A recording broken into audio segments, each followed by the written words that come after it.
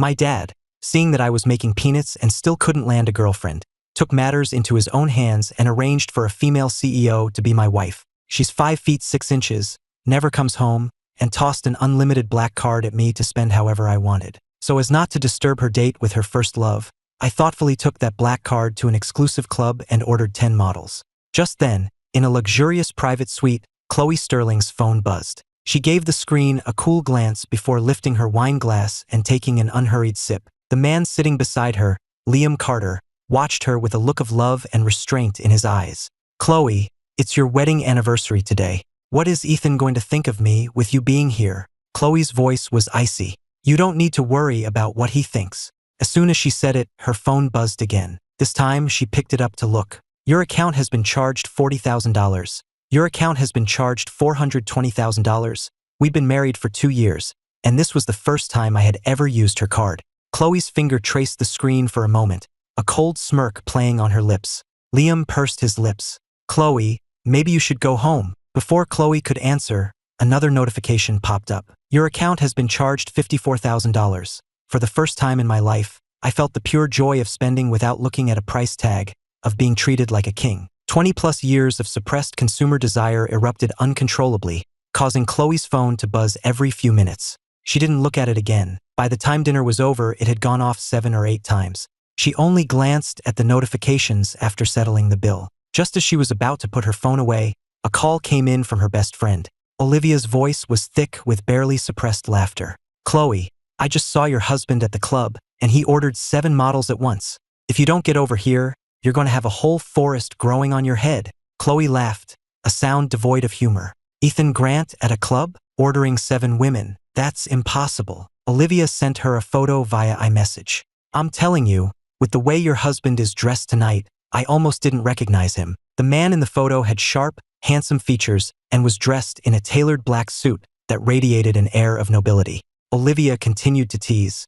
"Can you even recognize your own husband?" Chloe felt like she was going blind. There was no way that could be Ethan. Just then, Liam spoke up again. "Chloe, you should probably go home. I can go to the premiere by myself." Chloe put her phone away, unmoved, and went with Liam to the movie.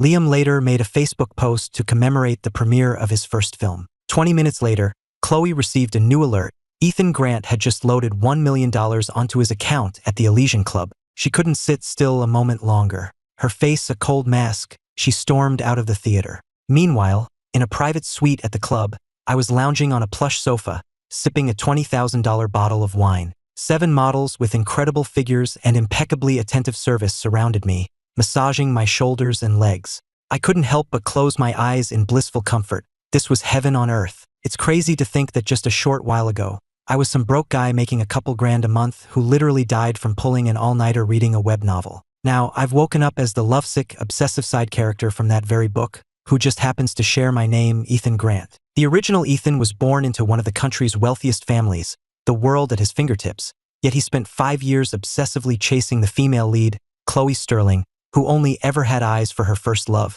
In the end, forced by their parents, Chloe had no choice but to enter an arranged marriage with me. After the wedding, she was rarely home, and when she was, she treated the original Ethan like he was invisible. Unable to handle the neglect, the original Ethan started acting out, which ultimately led to his family's ruin and his own miserable end. Talk about fumbling a winning hand. I clicked my tongue and shook my head. Faced with the club manager's sales pitch, I waved my hand magnanimously and used Chloe's card to load another $1 million onto my account. When Chloe burst through the door of the suite, she found me stroking a model's thigh, thoroughly engrossed. "Nice and firm. How long have you been working on these?" The other girls eagerly vied for my attention, showing off their own long legs. "Ethan, I have them too, want to feel?" "Me too, Ethan, look at mine." I felt a nosebleed coming on. The life of the rich and famous was incredible. Just as I was about to reach out again, the door slammed open, followed by a frigid command. "All of you, get out." I hadn't expected Chloe to show up. With my fun interrupted, I gave the waist of the innocent-looking model next to me a reluctant squeeze. "You all head out for now. I'll call for you again when I'm free." Chloe's face was glacial, cold enough to freeze hell over. Soon, the suite was silent, leaving just the 2 of us.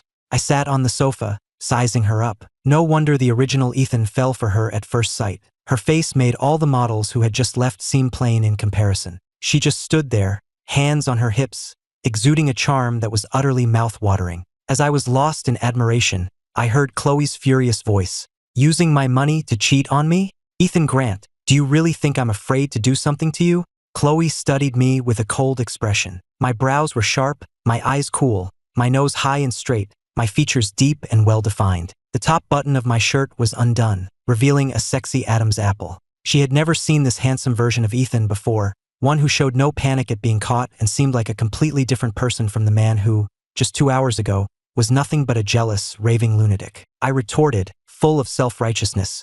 "What do you mean, your money? We're married. Your money is my money. If you can spend it whining and dining your first love, why can't I spend it on some company for myself?" I wasn't the least bit afraid of her. The novel had repeatedly described Chloe's disgust for the original Ethan, a revulsion so profound that a single touch made her feel sick.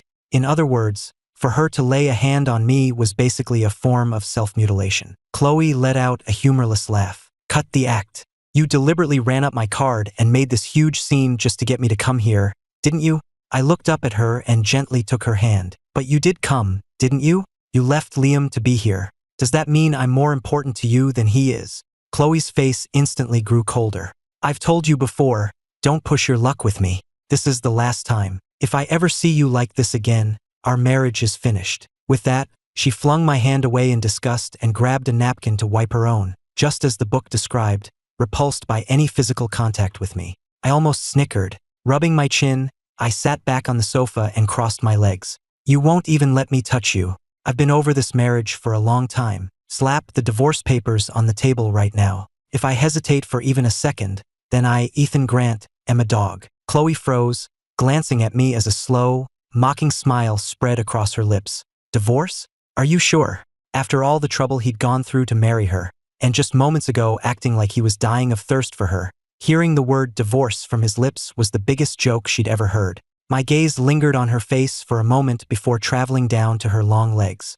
"Either let me touch you, or we get a divorce." Chloe's face instantly darkened. Right in front of me, she called her assistant. "Draft a divorce agreement.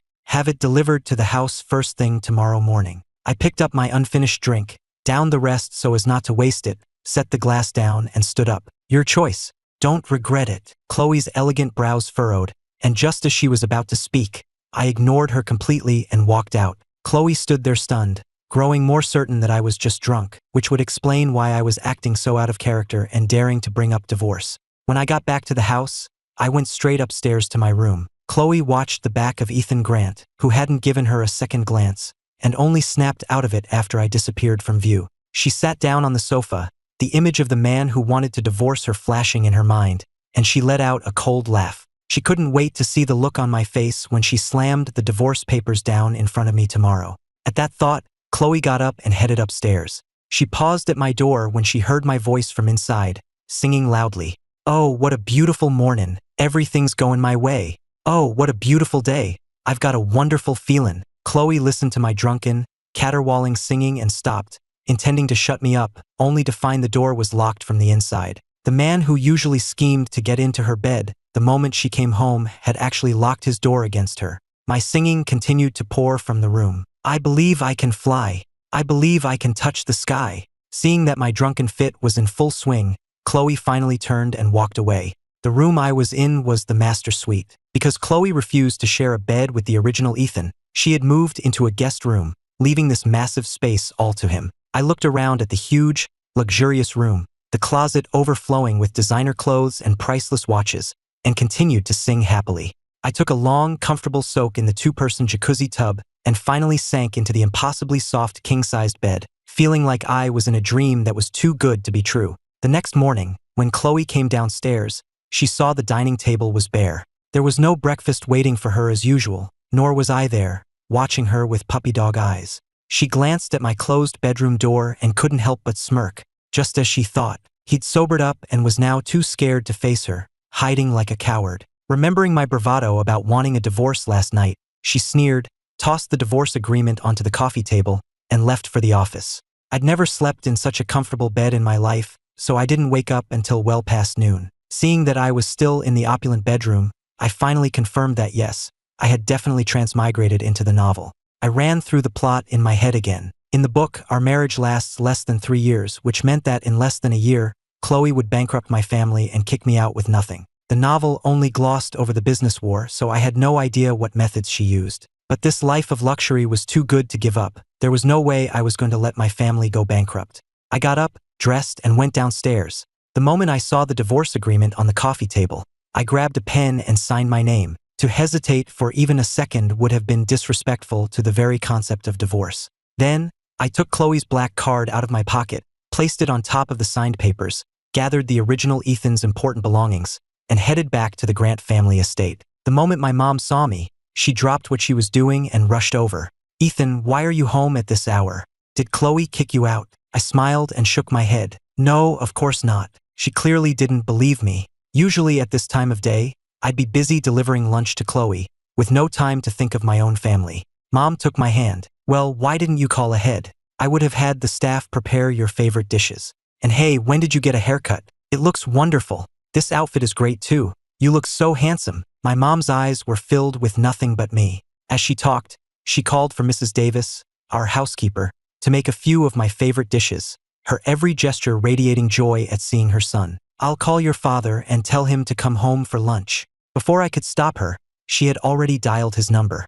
I took the opportunity to look around the house, and my mood lifted with every glance. As soon as Mom hung up, she was fussing over me again, asking if I was doing okay. It was clear she'd been worried sick about me ever since the original Ethan had married Chloe. "Ethan, if anything is wrong, you have to tell your father and me. We'll always be here for you." Looking at this beautiful, warm woman, and remembering her tragic fate in the novel, I couldn't stop myself from stepping forward and hugging her, silently vowing to rewrite her and my father's ending. My mom's body stiffened for a second. How long had it been since her son had hugged her like this? "Mom, I'm sorry. I've made you worry so much these past few years. It won't happen again." Hearing my words, her eyes instantly welled up with tears. Since the wedding, I'd rarely come home, and even when I did, it was always about Chloe. Mom had warned that you can't force love, but her son had insisted he would marry no one else. I was their only child, the apple of their eye, so when I demanded to marry Chloe, they had given in. After the wedding, she watched me live unhappily, saw my pride and spirit fade away bit by bit, saw my world shrink until it seemed to contain only Chloe, and saw me lose my sense of right and wrong. As a mother, it broke her heart. I heard the sob in her voice and saw the tears in her red eyes. I reached up to wipe them away and gave her a reassuring smile. "Mom, look at me. I'm fine now, aren't I?" My mom looked at me, feeling that something was different this time, that I was more like my old self from long ago. By the time lunch was ready, my dad had returned, and he brought Ava with him. Ava was the daughter of my dad's best friend, and she was 3 years older than me. After her parents passed away, she lived with her grandmother, but it was difficult for an elderly woman to raise a child, so the Grant family took her in, raising her as our own and supporting her through college. She started working at Grant Corporation during college and became a senior executive right after graduation. I stole a glance at her, only to find her already looking at me. In the novel, the original Ethan had always treated her like an older sister. While he was chasing Chloe, he constantly told Ava how much he loved Chloe and asked for her help in winning her over. In front of him, she always played the part of the perfect older sister, doting, protective, and helpful, never once crossing the line. Even the readers of the novel never suspected a thing until the end. After Chloe and I divorced, Ava went looking for me, only to find me at the scene of a car crash. She held my trembling, blood-soaked body, her eyes instantly turning red. She kept wiping the blood from my lips, her voice numb. "Ethan, I regret it. I regret not stopping you two back then." The deep love in Ava's eyes was like a dense fog she no longer wished to conceal. She wanted me to know that she loved me, had loved me for many years. She tried desperately to hold on to me, but it was no use. She could only watch as my life slipped away before her very eyes. It was at that moment in the story that I developed a love-hate relationship with her character. Just then, my mom smiled and greeted her. "Ava, you're here too." I followed suit. "Hey, Ava." Ava looked at me, a hint of fond indulgence in her voice. "Aren't you usually busy delivering her lunch every day? What made you decide to grace us with your presence?" I just smiled and shook my head. "It's too hot out." She said it was too much trouble for me and told me to stop. The moment the words left my mouth, not just Ava, but my parents too, turned to stare at me with obvious disbelief. As expected, the people who cared about me most couldn't believe that Chloe would ever be kind to me. Seeing their expressions, I turned to Ava to change the subject. Ava, how are things at the company? She gave me a curious look. We're in negotiations for several major projects. If we land them, it will take the company to the next level. I looked at her, puzzled. Several major projects at once? What if cash flow gets tight? If the capital chain breaks and the Sterling family just stands by and watches? Ava just smiled. The company can handle it. I shook my head and looked at her seriously. I don't think the market is stable right now. The most important thing for the company should be to maintain stability and ensure we have enough cash flow to handle any potential risks. I couldn't be explicit, so this was the only way I could warn her. Ava looked at me, a hint of scrutiny in her eyes. Ethan, since when are you interested in company business? I realized my mistake. The original Ethan never cared about the company. I rubbed my chin and glanced at her, but I had to press on. You and Dad need to be extremely careful with these projects. You have to seriously consider if the company can handle the potential risks. Ava stared at me, trying to read my expression. Did you hear something from Chloe? Are you trying to get us to back off so she can have the projects? The original, lovesick Ethan had often pushed our family to help the Sterlings, so it was only natural for her to suspect my motives now. I shook my head. No, it's just, I keep having this nightmare that the company goes bankrupt, and it's making me worried. Ava fell silent, but it was clear she didn't buy it. I hesitated, then glanced at my parents across the room. Leaning in close to her, I cupped my hand around my mouth. Actually, I overheard Chloe saying she wants to ruin the Grant family. I pulled back, and I saw the tips of Ava's ears turn red. I hadn't expected that to fluster her. I awkwardly pretended not to notice and lowered my voice. I'm afraid it would be too much for Mom and Dad, so I can't tell them. And I don't know anything about business, so I can only count on you. Ava leaned back against the sofa, nonchalantly fiddling with her ear as she watched me. And what about you, Ethan? What are your plans? Before I could answer, my mom came over to call us for lunch. Looking at the feast spread across the table, my mood soared. My mom served me a piece of fish. Eat up, you've gotten so thin. I looked at all the amazing food and swallowed hard. It's because I haven't had a home-cooked meal in so long. A few days at home and I'm sure I'll fatten right up. Hearing this, my mom kept piling food onto my plate. If you want home-cooked meals, I'll have them delivered to you every day. I waved my hand. No need, Mom. I'm going to be living at home from now on. For a moment, everyone at the table, my parents and Ava, stopped and stared at me. I put down my chopsticks and looked at them seriously. Mom, Dad, Ava, I'm going to divorce Chloe. I used to think that if I just tried hard enough, I could make her love me.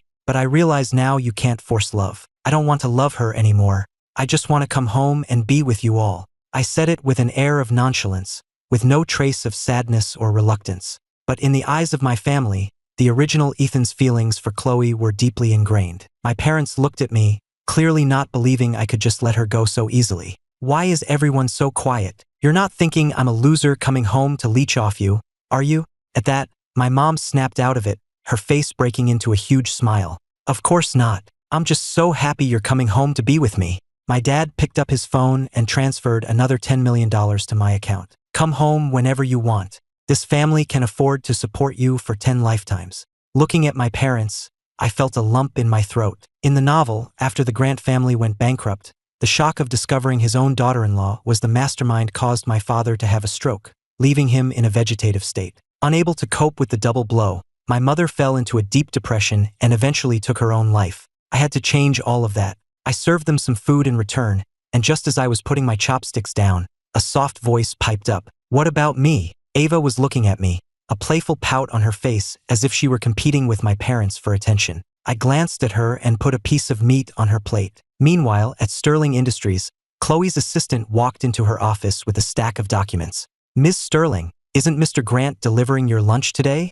Chloe glanced at her watch. By this time, I would have normally already arrived with her lunch. So, he's so scared of me divorcing him that he doesn't even dare to bring me food anymore. Pathetic. She gave her assistant a cool look. What, did you get addicted to his cooking? Should I call and ask him for you? The assistant quickly shook her head. No, I was just making a casual comment. The truth was, the assistant always ended up eating the lunch I brought, and she'd gotten used to it. Finally, her curiosity got the better of her. It's just, this is the first time Mr. Grant hasn't shown up. Seeing her boss's displeasure, the assistant quickly grabbed the signed documents and fled. For once, Chloe had a day uninterrupted by me. But after work, the image of last night's Ethan dressed in that sharp suit, his eyes devoid of her, demanding a divorce, kept replaying in her mind. Chloe sneered and headed straight for a bar. The moment she entered the private suite, all her friends turned to look at her. She sat down on the sofa, and when they continued to stare, her expression soured. "What are you all staring at? Is something wrong with you?" Her best friend, Olivia, came over and asked tentatively, "Where's your shadow? Why isn't Ethan with you?" Chloe shot them a cold glare. "Weren't you all the ones who complained about him always following me around? Now he's not here. Isn't that what you wanted? Don't be ridiculous." Isabella, reading the room, poured Chloe a drink. "We're just worried. We're afraid that now that he's not chasing you, you'll suddenly start wanting him." As Chloe's best friends, they knew better than anyone that wherever Chloe went, Ethan was sure to follow. The Ethan they knew would never go to a club and order models, and he certainly wouldn't leave Chloe on her own to go on a trip to Miami. Chloe's face went frigid. "If you're not going to use your eyes, you might as well donate them." Olivia laughed. "Hey, as long as you don't care, it's all good. Come on, everyone, a toast to Chloe's temporary freedom from her suffering." Chloe picked up her glass and drank, completely ignoring the subtext of their conversation. After a few more drinks, Isabella held up her phone. "Chloe, I know Ethan forcing you into this marriage was a huge blow to your pride, but with his looks and family money, he's more than a match for you. How on earth did you manage to keep him from touching you for 2 whole years? Back when I only had eyes for Chloe, I made sure to get the iMessage contacts of all her friends, so they could all see my Facebook posts.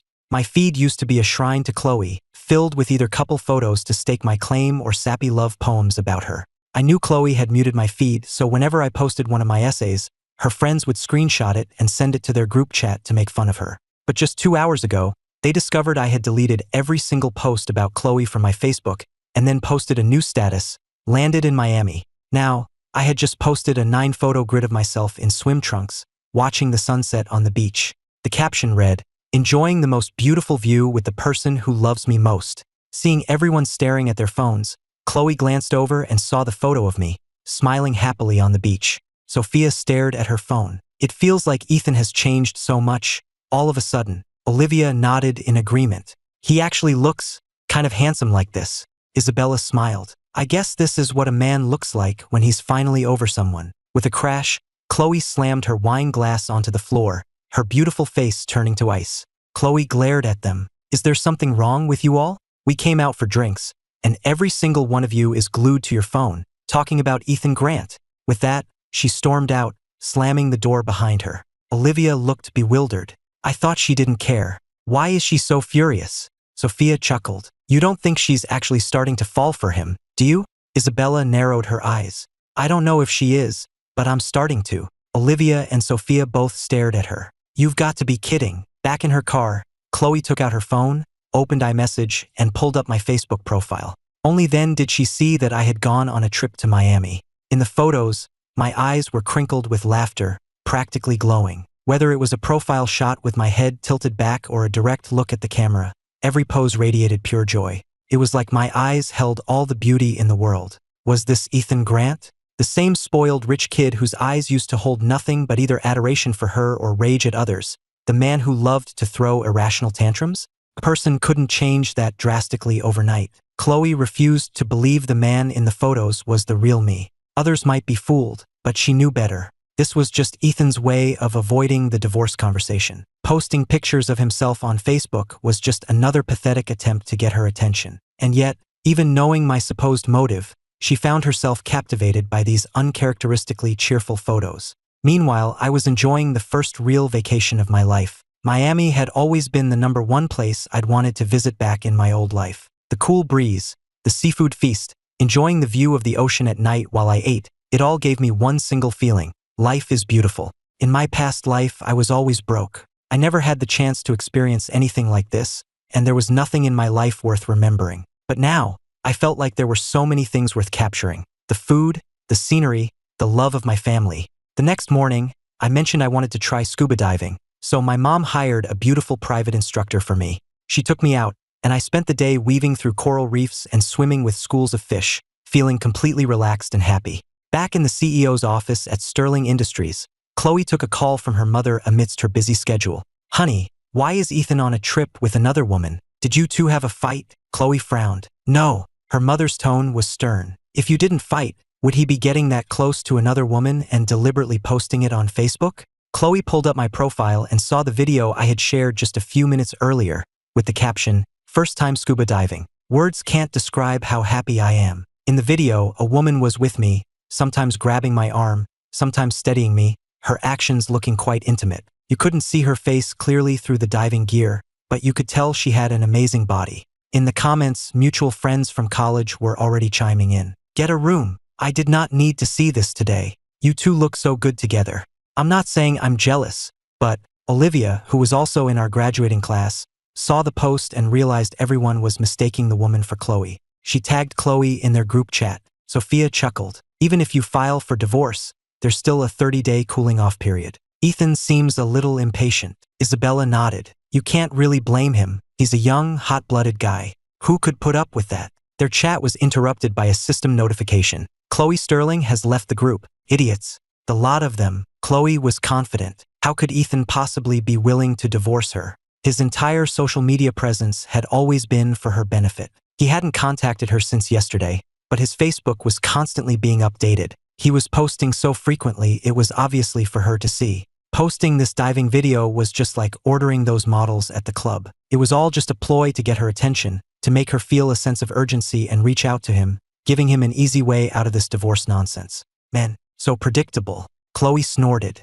Ethan really overestimated his own importance. Him not bothering her was exactly what she wanted. She tossed her phone aside and went back to work, but the image of this new, changed Ethan kept flashing in her mind, leaving her feeling inexplicably agitated. She called her assistant and had her schedule packed solid with work. That evening, she took Liam Carter to the birthday gala for the daughter of the White family. Soon, the hashtag Chloe Sterling attends gala with Liam Carter was trending on Twitter. Chloe often brought Liam to formal events, but her lavish, sensational wedding to Ethan Grant, which had been live-streamed, was still fresh in the public's memory. Besides, reporters couldn't afford to offend either the Sterling or the Grant families, so no one dared to speculate openly about their private lives. However, every time Ethan saw one of these trending topics, he would assume Liam was trying to seduce Chloe and would go looking for trouble, warning him, sometimes even getting physical. When Chloe got back to her hotel suite and saw the trending topic, images of Ethan's past jealous rages and his current happy vacation photos flashed alternately in her mind. She felt a strange flicker of anticipation. She took a shower and went to bed.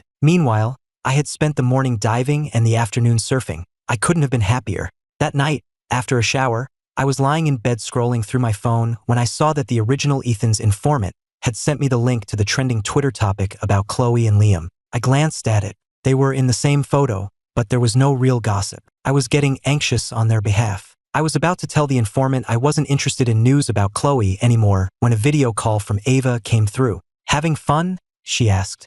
I nodded. "Yeah, it's great." Ava had clearly just gotten out of the shower. She was still drying her hair with a towel, fresh from the steam. Her eyes held an extra allure. Her skin looked translucent and smooth, and her lips were a natural dewy red. I had to fight to keep my composure. Ava looked at me and mumbled, "I want to go too." I shot her a look. "Just focus on work. What I told you before wasn't a joke. It's real. The Sterlings are going to turn on us. You need to be prepared. The whole company is counting on you." Ava paused what she was doing and looked straight at me. "Aren't you afraid I'm just like Chloe, plotting to take over the company?" I smiled and shook my head. "No, I trust you." Ava looked at me, her beautiful eyes warming. I didn't realize that would have such an effect on her. I quickly tried to end the conversation. "All right, it's getting late. I'm going to bed. You should get some sleep too," she said with a hopeful look. "Don't forget to bring me back a souvenir."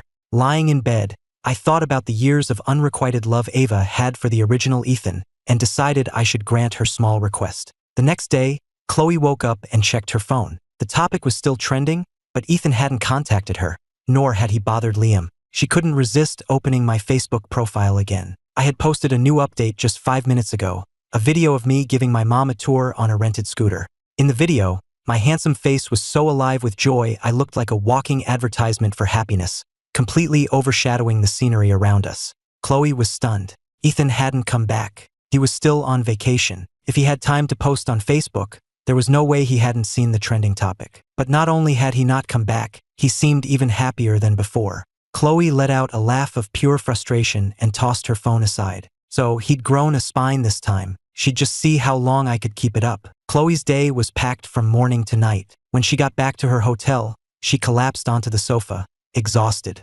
Staring at the warm glow of the lamp, the image of me happily riding that scooter flashed through her mind. She pulled out her phone and checked my Facebook again. I had posted another update a few hours ago. The caption read, "There's no one like a mother." The 9-photo grid was filled with pictures of me eating various local snacks or showing off little souvenirs I'd bought. In the center was a photo of me and my mom. In the comments, my dad had written, "So your dad isn't good?" I quickly replied, "Dad is good too." Seeing this, Ava chimed in, "Ethan, you're so biased. What about me?" I replied with a sigh, "Ava is good, the best in the world." Meanwhile, Chloe had been feeling a strange tightness in her chest for the past few days. It had been 3 days. 3 days since I had last tried to see her or contact her, and with each passing day, I seemed to be getting happier. Seeing me so happy made her feel sick, like she'd swallowed a fly. Just then, her phone buzzed. It was a message from me. The tightness in her chest suddenly vanished. The man had finally cracked. For the first time ever, she opened our iMessage chat with a flicker of anticipation. But my words were ice cold. "It's been days since I signed the divorce papers. Shouldn't we go finalize the paperwork?" Chloe stared at the text, her beautiful eyes widening in shock, her grip on her phone tightening. After a long moment, she got up, left, and drove home. The house, which always used to be lit up waiting for her no matter how late she returned, was now completely dark, illuminated only by the lonely, rhythmic glow of the streetlights outside. She switched on the foyer light and stepped inside. The house was empty, devoid of the figure that was always there waiting for her. On the coffee table, her black card sat atop the divorce agreement. She picked up the papers and opened them. The handwritten signature, Ethan Grant, was stark and bold. The paper crumpled in her hand as a storm of emotions churned within her. Ethan Grant, the man who was fighting over her and throwing jealous fits just a few days ago, actually wanted to divorce her?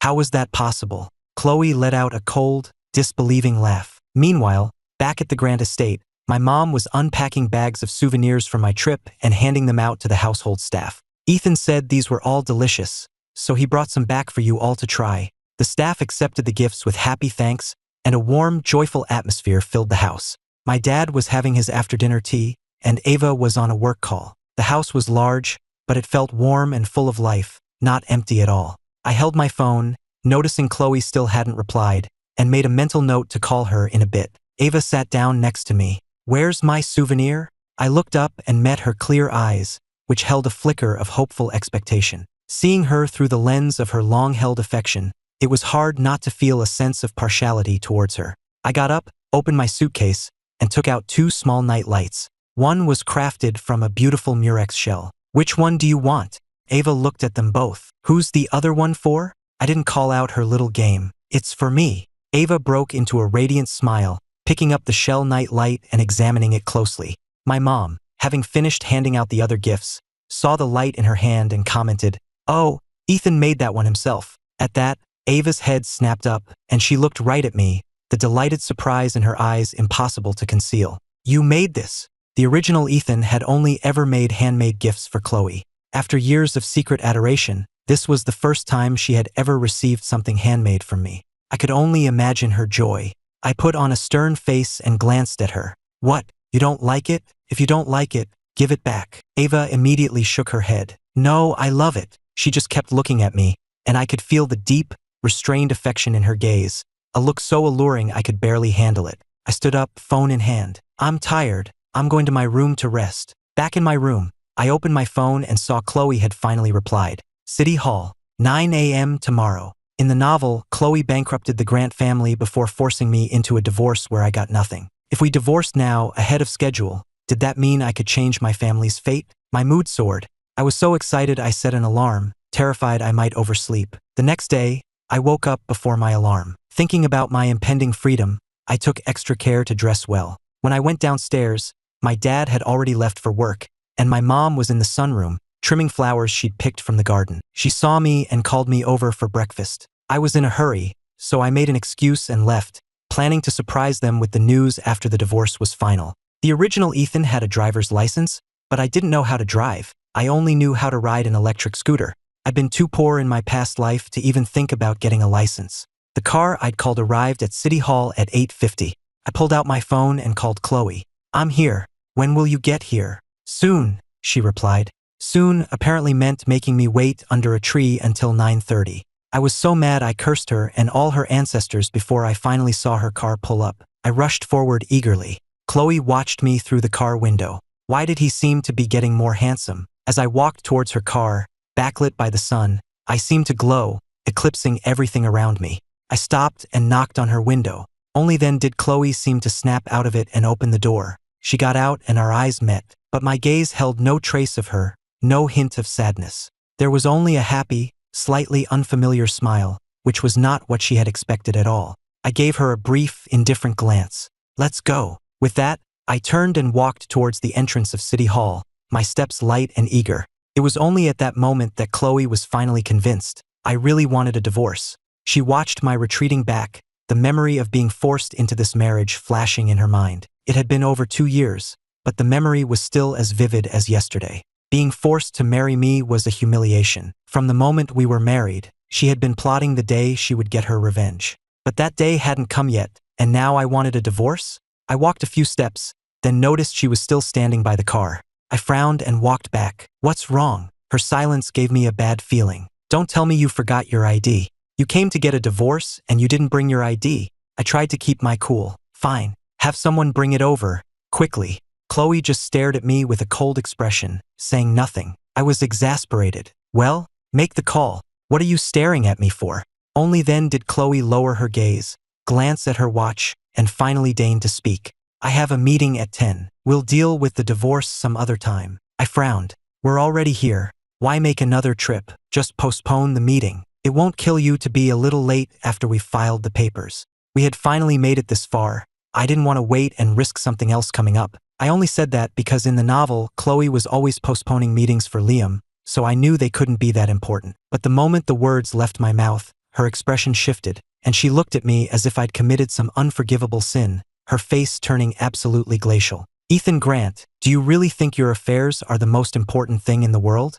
That the livelihoods of thousands of employees are less important than your divorce? You think far too highly of yourself. I was stunned into silence for a few seconds by her tirade. What a hypocrite. It was fine for Liam to make her postpone meetings, but when I suggest it, suddenly the livelihoods of her employees are at stake. And also, is this divorce just my business? Isn't she part of it too? Chloe didn't even give me time to respond before she turned and walked away. So much for getting a divorce. She shows up late without her ID, and I'm the one who should be angry, yet she's the one who stormed off, slamming her car door. I was so angry I could spit. I already had the Facebook post celebrating my new single life planned out, not to mention my plans for a night on the town. And for what? I went to a convenience store, bought an armful of junk food, and headed to Grant Corporation. When Chloe returned from her meeting, she found me sitting on her office sofa, playing a game on my phone with a spicy jerky stick hanging out of my mouth. The whole office reeked of it. The coffee table was covered in junk food,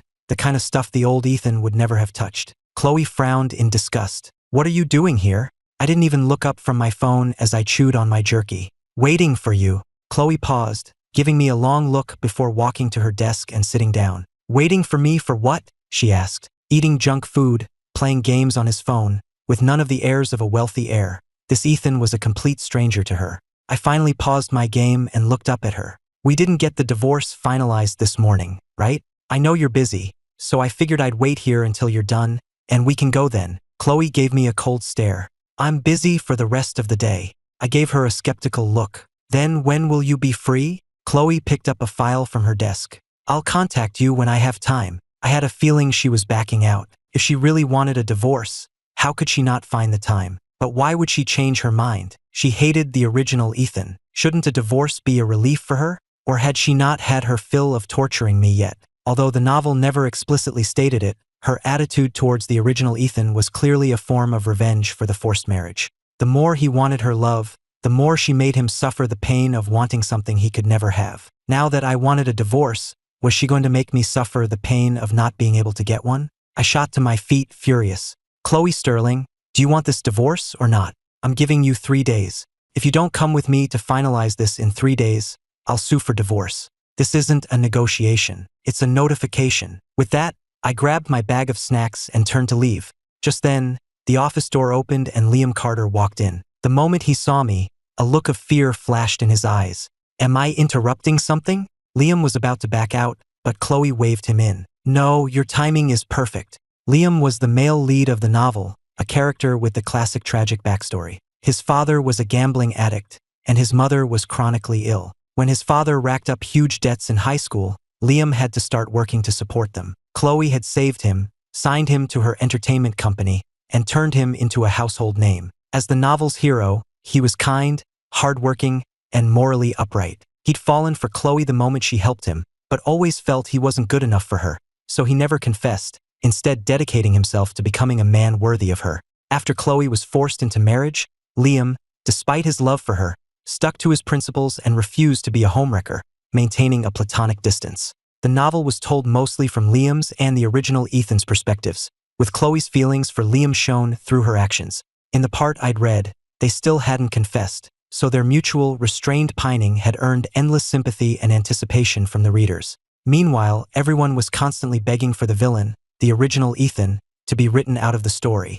I was already on my way out. I glanced from Chloe to Liam, then beat a hasty retreat with a genuine smile on my face. You two take your time. I won't disturb you. As I passed Liam, I could feel him flinch away from me. I couldn't blame him for being scared. The original Ethan had always seen him as the man trying to destroy his marriage and had made a point of harassing him at every opportunity, even trying to have him beaten up a few times. Now, trying to clean up my image, I walked out of the office and even thoughtfully closed the door behind me. Liam watched me go, completely bewildered, then looked back at Chloe. He saw her staring at the closed door, her expression colder than he'd ever seen it. As Liam approached with a bag of souvenirs he'd brought for her, he saw that the fountain pen in Chloe's hand had scribbled a mess all over the document in front of her. She looked up from the paper, her gaze clearing as she asked, "What brings you here?" Liam smiled and placed the bag on her desk. "Some specialties from my trip. I thought they were good, so I brought some for you. And thank you for helping me find that doctor for my mom." He then looked at her, his eyes full of restrained emotion. "Are you and Ethan really getting a divorce?" Meanwhile, I came out with my snacks and ran right into Chloe's assistant, who was on her way in with a file for Chloe to sign. I stuck my arm out, blocking her way. "Your boss is in an important meeting right now. Wait until Liam Carter comes out before you go in." The assistant looked from the closed office door to me, completely baffled. Liam Carter was in there, and Mr. Grant wasn't throwing a jealous fit. He was just standing here calmly. I opened my bag of jerky. "Want some?" The assistant, a self-proclaimed foodie, couldn't resist and took a piece. "Thank you, Mr. Grant." I chuckled. "From now on, try to be a little more perceptive. When Liam Carter comes to see Chloe, don't go in and disturb them." The assistant just nodded, not saying a word. I left her with that and walked away. Helping them get together was helping myself. The sooner they couldn't resist their feelings for each other, the sooner Chloe would finalize the divorce with me. After all, suing for divorce required proof that the marriage had irretrievably broken down, which sounded like a huge hassle. The assistant waited until Liam left before going in with her file. As Chloe signed, the assistant couldn't help but gossip. "You'll never guess what Mr. Grant just told me." Chloe glanced up at her. The assistant continued, "He said I could only come in after Liam left. He also said that from now on, whenever Liam comes to see you, I shouldn't disturb you." Chloe threw a file at her. "Does he pay your salary?" The assistant caught the file. "Don't you think Mr. Grant has changed? It's like he's not jealous anymore.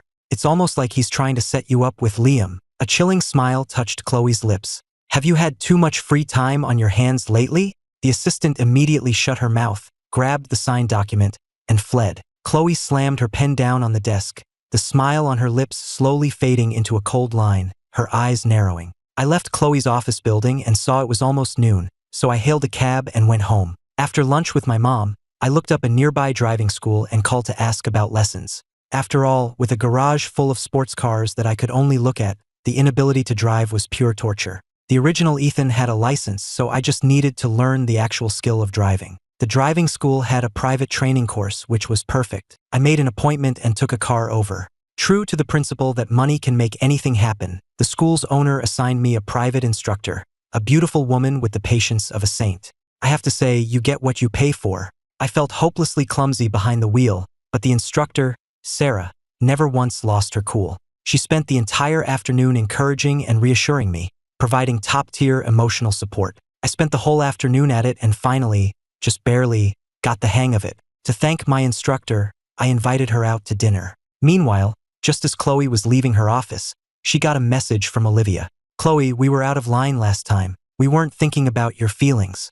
Let us treat you to dinner tonight to make it up to you. 20 minutes later, Chloe walked into the restaurant Olivia had booked and immediately spotted a familiar figure. It was me, and I was laughing happily. Chloe approached quietly, just in time to hear me openly complimenting the woman across from me. Sarah, a woman with your looks and figure. Why are you wasting your talents as a driving school instructor? Sarah smiled and explained she wasn't actually an instructor. She was the owner's daughter, roped into teaching me because they were short-staffed. Couldn't help but laugh at that. As I was laughing, I felt a chilling gaze on me. I looked up and saw Chloe standing nearby, her face an icy mask. Before I could even speak, Chloe grabbed my arm and dragged me out of the restaurant. Ethan Grant, we aren't even divorced yet, and you're already out cavorting with other women? I looked at her, so close I could see the fury in her eyes. Such a beautiful face, wasted on such a volatile temper. I rubbed my wrist. What other women? I was having a perfectly normal dinner. Stop making things up. Chloe glared at me. A normal dinner? Do you take me for a fool? I didn't want to look at her, so I tilted my head back and looked at the sky. If you think you're a fool, there's nothing I can do about it. Chloe let out a sharp, angry laugh. Ethan Grant, do you think this is 2 years ago? That I have to put up with whatever you do? From now on, I'm the one in charge here. Seeing her touch me, which I knew was like torture for her, I decided to press my advantage. I smiled, stepped closer, and boldly wrapped an arm around her slender waist. So tell me, what exactly do you have in mind? Chloe swallowed hard, her expression turning grim as she grabbed my wrist. I knew she despised the original Ethan's touch, so every time I made contact, her disgust grew. Seeing her face darken, I raised my other hand and took hers, continuing my campaign to repulse her. How about we get a room? Her summer dress was thin, and as my hand brushed against her leg, it sent a jolt through her, like an itch she couldn't scratch. Chloe's face flushed as she stared at me. The old Ethan would never have been so audacious, so alluring. My eyes held no love for her, yet my actions screamed that I craved her body, treating her as if she were some common escort. Chloe swallowed again, her face growing even colder. Since she still hadn't shoved me away in disgust, I leaned in as if to kiss her. That finally did it. She pushed me away forcefully and pulled out a handkerchief to wipe her hands. Ethan Grant, get rid of your delusions. You will never get what you want from me. And then it hit me. Of course, the only reason she wouldn't grant me a divorce was because I was the one who wanted it. I rubbed my wrist and sneered. Ever consider the possibility that what I can't get from you, I can get from other women? I might crave your body, but let's be honest, with the lights off, all women are the same. It's not like you're my only option. Chloe's face was as black as ink. She clenched her jaw, threw the handkerchief on the ground, and let out a laugh that was pure rage. Then by all means try. I smiled at her. I was just about to, but you interrupted. If you don't have anything else, I'm going back inside to continue. My phone is still in there. Seeing that Chloe wasn't going to stop me, I went back inside, but I had barely sat down when my phone buzzed. I picked it up. Chloe had sent me a video. I opened it and my face went pale. The video contained evidence of the original Ethan hiring people to kidnap Liam, footage of me shoving someone into the street during a fight, causing an accident, and another clip of me hiring thugs to beat Liam up. This was enough evidence to land me in prison for years. She hadn't used it before because she was wary of the Grant family's power. The fact that she was using it now meant she was no longer afraid. I'd only had a few days of this good life. I didn't come to this world just to end up in jail. Another message from Chloe came through. You have 2 minutes. Get up here. She was blackmailing me. As much as I hated it, I hated the idea of prison even more. Sarah, seeing my pale face, poured me a glass of water. What's wrong? I waved my hand dismissively. Sorry, something's come up. I have to go. You take your time. With that, I quickly paid the bill and headed upstairs to Chloe's private suite. In the suite, Olivia had arrived just in time to see the confrontation between Chloe and me in front of the restaurant. She'd snapped a photo and was now sharing it with her friends. From her angle, it looked like Chloe was passionately and dominantly making a move on me. Then they had all crowded by the window and watched me walk away without a backward glance, which only confirmed their theory that Chloe had forced herself on me. Olivia said with a surprised tone, "Okay, new rule for tonight. Nobody mentions Ethan Grant." When Chloe walked into the suite, Olivia immediately greeted her, and everyone started chatting and laughing, pointedly avoiding any mention of me. So when I pushed the door open and walked in, all 3 of her friends froze in surprise. Olivia, ever the quick thinker, immediately stood up, clearing the seat next to Chloe for me and setting out a new set of silverware. "Ethan, you're here." I smiled and waved a greeting to them, then shot a look at Chloe and walked over to the empty seat. The three friends looked from me to Chloe, then proceeded to ignore me as usual. I gritted my teeth, jabbed my chopsticks through the plastic wrap on my bowl, leaned closer to Chloe, and whispered, "What is the meaning of this?" Chloe smirked. "Just wanted you to be a little more obedient." My fists clenched. Didn't this woman have any hobbies other than tormenting me? I forced a smile and picked up a piece of food for her with my chopsticks. "Of course, my dearest wife. Your wish is my command. If you tell me to warm your bed, I won't stop at just warming the room." Chloe shot me a look and set down her empty wine glass. I immediately refilled it. After a whole afternoon of driving lessons, I was starving. Since Chloe wasn't making any more demands, I started to eat, enjoying my food. After I finished my first bowl of rice, I realized everyone was staring at me. I got myself a second bowl and gave them all a big smile. "Anyone else want more? I can get it for you." Her three friends looked even more shocked. Ethan Grant, the man who usually only had eyes for Chloe, was offering to serve them? A second later, Chloe finally spoke. "Since you love being so helpful, why don't you peel these shrimp for me? They're my favorite." My fists clenched again in anger. Damn it, I didn't even want to peel them for myself. I forced a smile, sat down, and looked at her. "Of course, my dear wife." I took the plate of shrimp and started peeling, my mind racing, trying to figure a way out of this.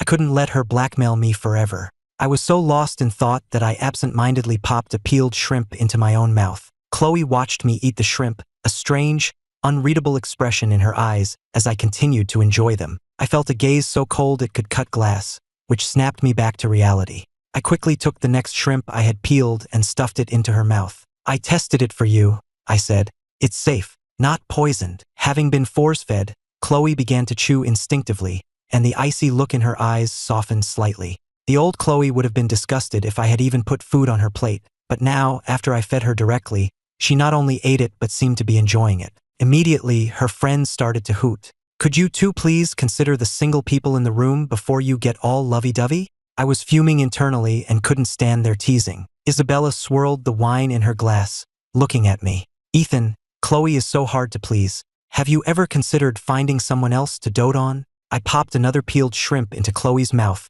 putting on an adoring expression, as if she were the only person in the world.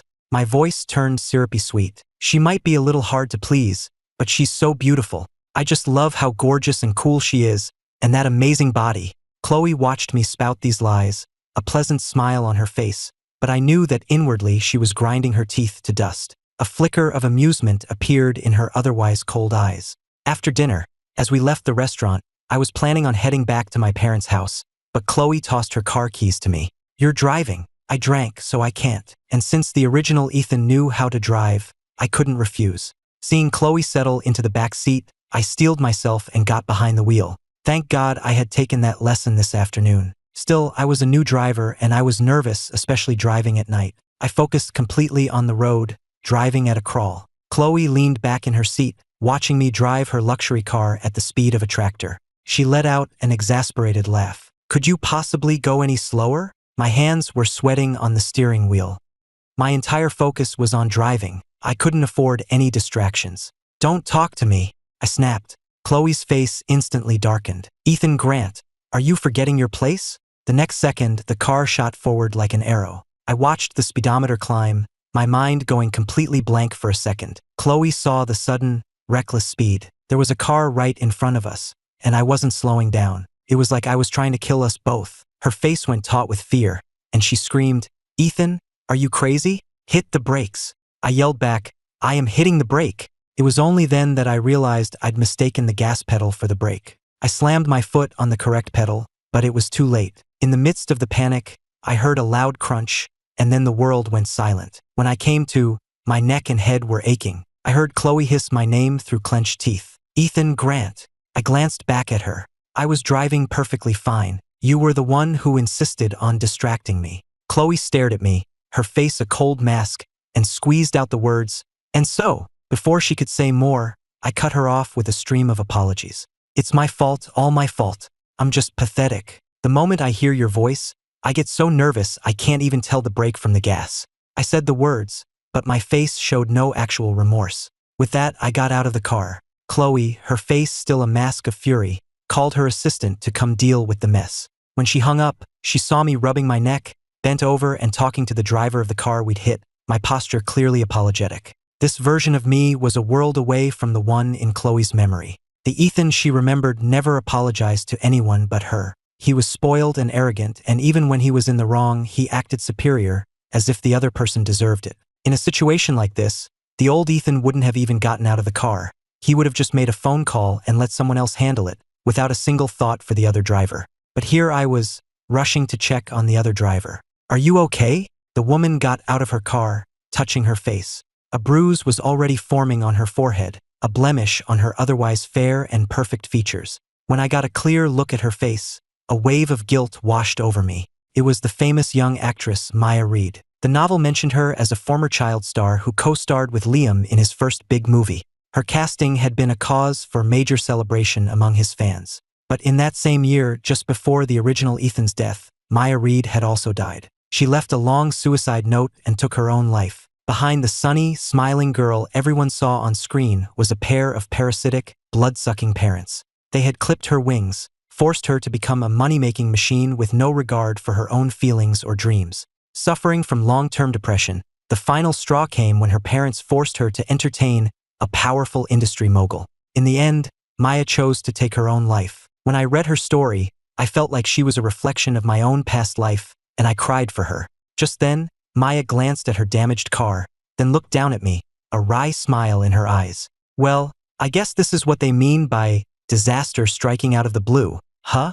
I snapped back to the present, a pang of sympathy for her still in my eyes. "I am so sorry. I'll cover all the repairs for your car, of course, and any medical bills, plus compensation for your trouble." Most people's first reaction to seeing her was one of starstruck awe. This was the first time anyone had ever looked at her with such open sympathy, as if they could see the unhappiness hidden beneath her glamorous facade. While she was still processing it, I pulled out my phone. "Can I get your contact information? It'll make it easier to handle the compensation." Maya didn't really care about the car or the compensation, but something about the look in my eyes made her take my phone and enter her number. She called her own phone to save my number, then handed it back. "You don't recognize me, do you?" I put my phone away, a smile playing on my lips. "The famous Maya Reed? Of course I recognize you. I'm a huge fan. Could I maybe get your autograph?" Maya looked at me skeptically. When he'd first seen her, this man had shown none of the usual excitement of a fan meeting their idol. When she didn't move, I stepped forward and gave her a gentle hug. "If you won't give me an autograph, then a hug will have to do." Maya stood there, stunned. It wasn't the excited, frantic hug of a typical fan. I just held her quietly, my gesture both a comfort and a confession. "You're truly amazing. Your work has given so many people the courage to face their own struggles, the motivation to keep going. I hope that one day, we, your fans, can give you that same courage and be the strength that helps you move forward." Chloe watched from the car as I handled the accident and saw it somehow devolve into me flirting with the other driver. Her face darkened. She got out of the car, pulled me out of Maya's embrace, and just as her assistant arrived, she snatched the keys from my hand and dragged me away. Maya stood there, watching me go, my words still echoing in her mind. I turned and gave her a final wave, my smile as bright as a spring morning, a perfect, beautiful moment frozen in time under the warm streetlights. Chloe's face was thunderous, her voice dripping with ice. "Ethan Grant, cheating on me right in front of my face. You're getting bolder and bolder." I leaned in close to her. "Chloe, my fate is in your hands now. If you don't want me touching other women, then even if I wanted to, I wouldn't have the nerve. Right now, my only thought is how to make you happy. So, how about tonight?" I made a show of leaning in even closer, and as expected, Chloe recoiled in disgust. She coldly opened the car door and shoved me inside. A few minutes down the road, I got a call from my mom. "Ethan, it's so late. Why aren't you home yet?" I didn't want them to worry, but now that the divorce was on hold and Chloe was blackmailing me, I knew I couldn't stay at their house every night. I had no choice but to lie. "I'm not coming home tonight." Chloe apologized to me, and I've decided to give her another chance. From the driver's seat, Chloe snorted at me in the rearview mirror. My mom had expected this outcome, so she wasn't surprised, just a little disappointed. "Well, then you and she should come over for dinner tomorrow." I glanced at Chloe, who was now driving, and reluctantly agreed. "Okay." My mom added, "Remember to tell me if anything's wrong, and get some rest." I murmured my agreement. "You and Dad get some sleep too. Don't worry about me." The moment I hung up, Chloe's grating voice piped up. I apologize to you? For what, exactly? I just smiled and waved my hand dismissively. It was just an excuse for my parents. How could you ever be in the wrong? It's always my fault. I figured that acting miserable while still having to suck up to her would give her the sadistic pleasure she craved. If she was satisfied, my life would be easier. But Chloe decided to push her luck. I remember you used to love writing those little essays on Facebook. Since you know you were wrong, you can write one tonight. At least 3,000 words. The original Ethan used to write them every day, and Chloe had muted his feed so she wouldn't see them. Now that I didn't love her and had deleted all those old posts, she was forcing me to write them again. I had no choice but to smile and agree. I'll get right on it when we get home. The moment we got home, I went straight to my room and sent a message to Ava. Ava, what are the odds we could take down Sterling Industries? Or how much would it cost to acquire them? Sterling Industries had become a local powerhouse in just a few years. There had to be some skeletons in their closet. I refused to believe that I, a transmigrator with knowledge of the future, couldn't beat her at her own game. In the novel, Chloe destroyed Grant Corporation. So I would destroy Sterling Industries. I might not know much about business, but I could give the Grant family a head start on all the next big money-making trends. Ava video called me, a slight smile on her face. You hate her that much now? A second later, realizing I wasn't at the Grant estate, she frowned. You're back at the house you bought for her? I didn't hide anything. I told her about Chloe blackmailing me with the videos. What videos? Send them to me. I sent them over and then added nonchalantly, you all didn't know about any of this, did you? Ava was silent for a long time. It was clear she really hadn't known. Chloe must have cleaned up my messes privately for the sake of her own company's image. Seeing my chance, I pressed on. Now she's using it as leverage against me. That's why I have to take her down and get that leverage back. I remember Grant Corp has its own media division, right? Have someone send me the files on all our signed artists. Ava looked confused. What do you want that for? I just smiled. I've thought of a great new money-making project. It's too much to explain over the phone. I'll tell you the details tomorrow. As a wage slave who wrote on the side, I had been looking into the short-form drama industry right before I died. Several series, made for just a few $100,000, were pulling in millions a day in viewer payments. They were quick to produce, too. You could film several in a single month. The only real requirements were a handsome male lead and a beautiful female lead. The acting was usually mediocre and the plots were mindless wish fulfillment, but people loved them. In the age of viral short-form video, these dramas were a gold mine. In this novel's world, TikTok was just taking off, but the short-form drama trend hadn't started yet. The entertainment industry was still focused on traditional film and TV, with no concept of the rebirth or transmigration power fantasy genres. If I produced all the hit short dramas I'd seen from my old world, no one would be able to catch up. After the call, I took a shower. By the time I was done, the email with the artist files had arrived. I opened it on my laptop and saw that the company had recently signed a batch of new talent. I decided I'd make time to go to the agency and check them out in person. But first, I had to turn those hit shows into scripts. Determined to free myself from Chloe's blackmail as soon as possible, I got right to work. I was deep in the zone when a message from Chloe popped up. What's wrong? Is 3,000 words too difficult? Should I make it 5,000? I glanced at the clock. It was 11 p.m. This woman didn't sleep, and she was still thinking about my stupid essay. She was unbelievable. Determined to make her regret it, I quickly typed up a new Facebook post, setting the privacy to only Chloe. I think I'm growing more and more ravenous for your body. Otherwise, why would I be up at this hour, imagining your cool lips, wondering if they're as sweet as I dream, and that body you keep so carefully covered up all day? I wonder if it's as perfect as I imagine. Chloe couldn't believe I could be so shameless, so openly writing about my lustful fantasies of her. Her face flushed red, then pale, then red again. But she quickly realized something was off. Normally, the moment I posted, my sycophantic former classmates would rush to like and comment. It was prime time for social media scrolling, yet a few minutes had passed, and there wasn't a single like or comment. It was obvious I was unhappy and had written it just for her to see. Chloe immediately replied, "Excellent work. Write one every day from now on." Seeing her message, I skipped sleep entirely and threw myself into writing the scripts. I wrote the outlines for 2 different series and then hammered out the first 20 episodes for each. By the time I was done, it was past 5 a.m. I was completely exhausted. I encrypted the files, saved them, and collapsed into bed. When Chloe woke up, she saw there was no breakfast on the table and the house was silent. She tried the handle of my bedroom door and found it was still locked. She knocked. I was dead tired. I pulled the covers over my head, but it was no use. The knocking was relentless. Finally, I was jolted awake by pure irritation. I stumbled to the door and opened it. What could possibly be so important at this hour? My hair was a mess, and I couldn't stop yawning, giving me a kind of lazy, disheveled charm. Chloe looked at me coldly. "Where's breakfast?" That woke me up completely. She was banging on my door for breakfast? I don't run a diner. I stepped forward and wrapped her in a tight hug, my own petty form of revenge. "There's no breakfast. Why don't you have me instead?" For a second, Chloe seemed dazed, but then the familiar, reflexive nausea kicked in, and she shoved me away. "Are you sure?" Chloe's voice was laced with a threat. I gritted my teeth. "I'll go make you something now." I hadn't set foot in the kitchen since I arrived in this world. There was hardly any food in the fridge.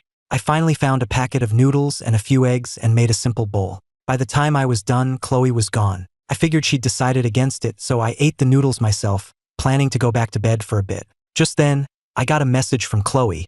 "Bring it to the office when it's ready." Of course, this woman really had a talent for tormenting people. I gritted my teeth, changed my clothes, and grabbed my laptop. On my way out, I saw the black card she'd left on the coffee table was still there. I picked it up and slipped it into my pocket. I ended up just buying some takeout breakfast and dropping it off at Sterling Industries. Chloe was in a meeting, so I just left it on her desk and got out of there. From there, I drove to Grant Corporation, found Ava, and showed her the scripts on my laptop. "I've got 2 scripts here, one transmigration and one rebirth. Ava, take a look." Ava opened the files curiously. After reading just the first few pages, she looked up at me, her face a picture of disbelief. I pulled up a chair and waited until she'd read a bit more before I spoke. "I'm planning to produce them as short-form web dramas." I explained the concept to her and laid out the potential for the future. TikTok is just starting to blow up now. It already has over 100 million users, and in the future, Ava watched me, a smile playing on her lips, her eyes shining as I spoke passionately about the business plan. Thinking about the scripts she'd just read, for a fleeting moment, she wondered if the Ethan in front of her was actually a transmigrator. If he hadn't been replaced by another soul, how could he have changed so drastically? I saw Ava staring at me in a daze and reached out to gently pinch her soft cheek. I had to admit, with skin and a face like that, even a saint would be tempted. "Ava, what do you think?" Ava sat back, crossing her arms. "Since this is your idea, why don't you take the lead on it?" I nodded. "No problem. I'll send you the full scripts. You can get them to a director to start prepping. I'll head over to the talent agency later to cast the leads. Can you give them a heads up for me?" Ava looked at me. "Do you want me to come with you?" I waved her off. "No, you've got enough on your plate. I'll let you know if I run into any problems." I was about to leave when I remembered something and turned back. "One more thing. I want to sign Maya Reed." Ava leaned back in her chair, looking at me with curiosity. Why the sudden interest in her? I gave a vague explanation. "I just think she's a rare talent. She's going to be a huge star. But her mother has always been her manager, and it doesn't seem like they're looking to sign with an agency. Have legal draw up a contract. I'll handle the negotiations with her mother." Ava stared at my confident expression, momentarily stunned. I had just left the office and was on my way to the talent agency when I got a text from Chloe. "If lunch today is takeout again, you can expect to see yourself in the headlines." I gritted my teeth. That woman was truly dedicated to making my life miserable. I checked the time, then went to a luxury department store and spent over $100,000 of her money on gifts for my parents before heading back to their place to freeload a meal. My mom, seeing me return with a happy expression and gifts in hand, assumed Chloe must be with me and kept glancing towards the door. "Ethan, are you here by yourself?" I waved my hand. She was too busy to come. My mom came over, smiling. "You coming home is enough of a gift. You didn't have to buy us anything. We have everything we need." She said she didn't need anything, but she held the designer bag I'd bought her, turning it over and over, a massive smile on her face. She declared that all her other bags could be retired now. She loved this one so much. The staff chimed in with praise. "Ma'am, that bag is beautiful. It goes perfectly with your outfit." My mom stood up, holding the bag and admiring it in the mirror. "You think so? My son bought it for me." I was surprised to see her so happy. I had assumed that a woman who had everything wouldn't care about one more gift. After lunch, I asked Mrs. Davis to pack up the leftovers for Chloe. When she heard they were for Chloe, her eyes nearly popped out of her head in surprise. "Young master, is it really appropriate to give Miss Sterling leftovers? Should I cook something fresh for her?" I waved my hand. "No, this is fine. Mrs. Davis kept glancing at me as she packed. In the past, whenever I brought food for Chloe, I would meticulously pick out only the best dishes for her. By the time I got to Sterling Industries, it was almost 1 o'clock. I saw Chloe's assistant in the lobby and shoved the thermal container into her hands. "This is for your boss." The 5th time Chloe checked the time, her office door opened. She looked up instinctively and saw her assistant walk in, holding the thermal container with a smile. "Mr. Grant has started bringing you lunch again." Chloe's face grew a shade colder. "Where is he?" The assistant gestured vaguely. "He already left." The assistant had been eating takeout for days and had actually started to miss my cooking. Seeing that Chloe had no other questions, she picked up the container, ready to take it out and enjoy it herself as usual. "Ms. Sterling, if there's nothing else, I'll be on my way." But she was stopped by Chloe's cold voice. "Where are you taking that?" The assistant looked at her, confused. "But you never eat the food Mr. Grant brings." Feeling the dangerous, icy aura emanating from her boss, the assistant immediately shut her mouth, placed the container on the desk, and said, "Ms. Sterling, please enjoy your meal. I'll get back to work." Chloe leaned back in her chair, staring at the container, then picked up her phone. I had just gotten back in my car and finished a call with the director of the talent agency when my phone rang. It was Chloe. "Get me a coffee from the place on Lexington Avenue and deliver it to me personally." I gritted my teeth. "Is your assistant dead? Why do I have to run such a petty errand?" Chloe's reply was instant. "It would be a waste of her talents. You, on the other hand, are perfectly suited for the job." "Well, thank you for letting me know I'm still useful for something." I hung up and went to the talent agency anyway. The director led me into a room of aspiring actors. I scanned the lineup, then walked over to a group of young women. I reached out and touched the cheek of the girl on the far left, then gave her arm a light squeeze. "Your arms are a little soft. You'll need to tone up." The girl's face immediately flushed. I turned to the girl next to her, tilting her chin from side to side to examine her jawline, then pinched her waist. "You're also a little soft. You'll need to lose some weight." The girl couldn't help but ask, "Does our figure matter that much for acting?" I gave her a look. "That depends on the role you want. If you're happy being an extra, then no. But if you want to be the female lead in a romance, then yes, looks and figure are everything." I was disappointed. The gap between their headshots and reality was significant. Either their faces weren't quite right, or their figures weren't up to par. These short-form dramas were cheap productions with laughably low pay, so no established actor would touch them. That meant the newcomers had to carry the show with their looks. If they weren't attractive enough for me, a male viewer, to find appealing, how could we expect the audience to be satisfied? The leads had to be gorgeous. After I had assessed everyone, I finally explained my purpose.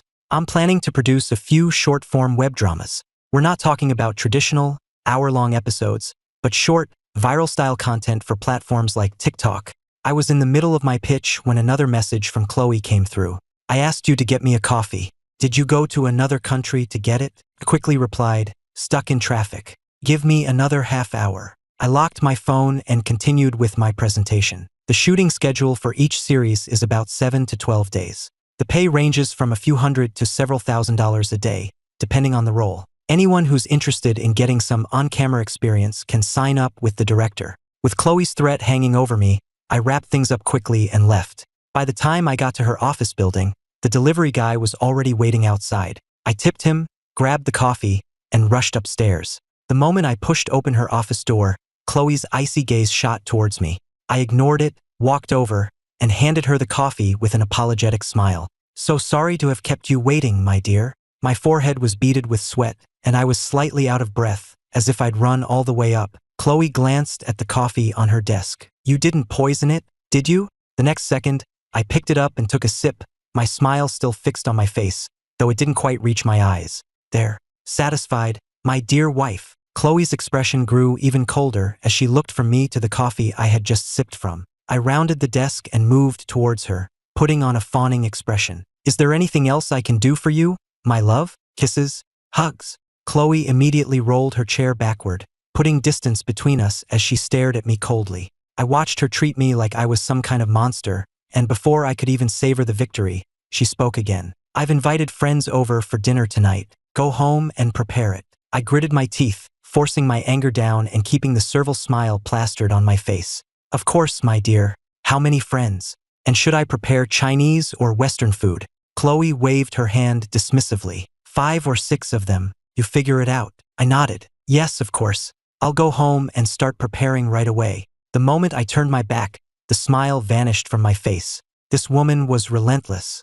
I couldn't let her spend all her time tormenting me. I had to create a distraction, something to make her focus her attention on her beloved male lead. After I left, Chloe casually picked up the coffee and took a sip. A moment later, she realized it was the same cup I had drunk from. Her expression turned stormy, and she immediately pushed the cup to the far side of her desk, not touching it again. That evening, when Chloe got home, she was greeted by the sound of upbeat music coming from the living room. I was nowhere in sight, but the delicious aroma of food wafted from the kitchen. She walked to the kitchen doorway and saw two beautiful women she didn't recognize, cooking. One of them was feeding me a bite of a freshly prepared dish. Delicious, I exclaimed. You're so beautiful and have such a great figure. You don't look like a chef at all. I thought I'd been scammed, but you've clearly got real talent. The woman smiled. Mr. Grant, what do you think I do for a living? I smiled back. With your looks, it would be a crime if you weren't a model. As we were chatting, I felt a prickling, cold sensation on the back of my neck. I turned around and saw Chloe standing there, her face so icy she looked like I owed her $1 billion. The moment I walked over, Chloe sneered at me. I told you to cook dinner and you bring home 2 women? You really know how to enjoy yourself. Should I call a few more for you? Just as she reached for her phone, I grabbed her hand. What are you talking about? My cooking is terrible. I was afraid I'd embarrass you in front of your friends, so I hired a pair of professional chefs. I'm not an idiot. If I were really trying to cheat, why would I bring them to our house? Just then, the doorbell rang. Chloe shot me a warning look and pulled her hand away as I went to open the door. At the same time, her phone rang. She pulled it out and I glanced over. It was Liam. I couldn't help but strain to listen. It turned out Liam had gotten home to find a local delivery waiting for him, a bouquet of flowers and a package. When he opened it, he found a collar and a card that read, "My dearest Liam, I love you. I dream of you every night. I want to see you so badly. This is a gift I chose especially for you. I know you'll look so charming wearing it." Liam was instantly creeped out. He felt like he was being watched, and it made his skin crawl. When he called Chloe, his voice was trembling. "Chloe, can you come over? I think I have a problem." Chloe answered the phone, a puzzled look on her face. "What's wrong? I think I have a stalker." Hearing those words, I almost burst out laughing. I had to bite my lip to keep it in. Seeing Chloe hang up, I hurried to help bring the food to the table. This was the first time in their 2-year marriage that Chloe had ever invited friends over. That, combined with our recent public display of affection, naturally led her friends to believe we had finally worked things out. The moment they walked in, they started showering her with gifts. Olivia pressed a gift card for a $5,000 a night hotel suite into Chloe's hand. "Just a little something to show I care. Don't get too emotional." Isabella held up a mysterious gift bag. "A few things my friends have tried and recommended." Chloe looked at their gifts, each one more ridiculous than the last, and said with a stony face, "I have to step out for a bit. I was just bringing out another dish when I heard she was leaving." I immediately put on my most understanding and supportive face. "If you have something to do, you should go. I'll take good care of your friends." I placed the dish in Olivia's empty hands and deftly took the gift bag from her. "Go on, don't let us keep you." Chloe looked at how eager I was to get rid of her, then glanced at the room full of women and grabbed my wrist. "You're coming with me." Her friends were stunned. She was taking Ethan with her to run an errand? Were they really that inseparable now? I frowned at her. "You have business to attend to. It's not right for me to tag along. Besides, we have guests. As the host, I can't just abandon them." I had to refuse. I had spent my own time and money to create this fake stalker, all to push Chloe and Liam closer together, to make her feel protective of him. If I went along, how were they supposed to have their romantic bonding moment? Chloe tossed a "make yourselves at home" over her shoulder to her friends and dragged me out the door. So fast I didn't even have time to put down the gift bag. It wasn't until I was shoved into the car that I realized it was full of lingerie and other adult items. Even I, with my thick skin, couldn't help but blush. I immediately shoved the bag at her. She could definitely use this stuff tonight, which was all the more reason for me not to go with her. I looked at Chloe and said calmly, "If we both leave, what if they trash the house? I'll stay and play host. You go take care of your business." Chloe gave me a look that said she saw right through me, tossed the bag into the back seat, and started the car. My voice was laced with exasperation. I don't even have my phone, but it was like she couldn't hear me. Soon, we were pulling up to Liam's apartment building. I had planned on waiting in the car while she handled it, but she took the keys with her when she got out. I watched her disappear inside without a backward glance, but my curiosity got the better of me. I followed her and peeked from the hallway. Liam was pacing anxiously inside. When he saw Chloe, he rushed to her like she was his savior, showing her the card and explaining what had happened. He said that for a while now, packages had been arriving addressed only to him with no sender information. Chloe checked the security footage, then made a call, asking someone to trace the delivery driver's license plate. She hung up and turned to Liam. "Until we figure this out, you shouldn't stay here." I watched them having this dry, lifeless conversation with zero physical contact, and I felt my frustration mounting. "Can you two just stop holding back already? You make the Stoics of ancient Greece look impulsive." I had been idly fiddling with a potted plant in the hallway, just tracing its leaves. But seeing my plan have absolutely no effect was making me so anxious that by the time I snapped out of it, I had ripped the entire plant out by its roots. To Liam, who happened to walk out just then, it looked like I had gotten the wrong idea and was now furious. He flinched and immediately started to explain. "Ethan, it's not what you think between Chloe and me." Seeing his reaction, I quickly put the mangled plant down and plastered on an embarrassed, harmless smile, explaining even faster than he could. "Oh, sorry. I was just bored waiting and I guess I got a little carried away. I'll buy you a new one tomorrow." Chloe gave me an unreadable look. Liam just waved his hands frantically. No, it's fine. It's just a plant." Not wanting to be a third wheel, I sped up and walked ahead of them. Liam was still completely confused. "Ms. Sterling, I think Ethan misunderstood. Is he angry?" Chloe watched my retreating figure and shook her head. "Don't worry about him." I hurried back to the car and got in the back seat, leaving the front passenger seat for Liam. He thought it would be inappropriate and started to get in the back with me, but I waved him off. He sat uneasily in the front, looking like he wanted to explain something, but when he saw me close my eyes, feigning sleep, he gave up. He glanced nervously at Chloe and saw her shoot me a look in the rearview mirror. Chloe started the car and glanced at Liam. "Have you eaten?" Liam shook his head. "Not yet." After that brief exchange, the car fell into an awkward silence. I peeked at them several times, but there was no further interaction. I wished I could turn invisible and physically push their heads together for a kiss. Meanwhile, back at the house, Olivia was gossiping with the others. "So, what do you guys think? Chloe ditches us for some errand and takes Ethan with her? What's that about?" Isabella laughed. "What do you think it means? She's afraid you're going to steal her husband." Sophia waved her hand dismissively. "I don't think they're coming back tonight. Maybe we should just go." Olivia pouted. "I already gave her a gift. Why should we leave?" "I'm not leaving. In fact, I'm going to eat everything in this house." Olivia had just pulled the most expensive bottle of dessert wine from the wine cabinet and was about to open it in celebration when I stormed back in, a thunderous look on my face. I was followed closely by Chloe and Liam. The three friends were completely baffled. I downed a large glass of water, trying to quell the fire of my frustration. I had even gone to the trouble of using cash from my own account to create the fake stalker, just so Chloe couldn't trace it. And after all that effort, those two had made zero progress.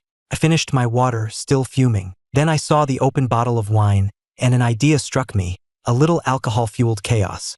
Liam's first instinct in a crisis was to call Chloe, and the moment he called, she had dropped everything, including her friends, to rush to his side. If that wasn't mutual affection, what was?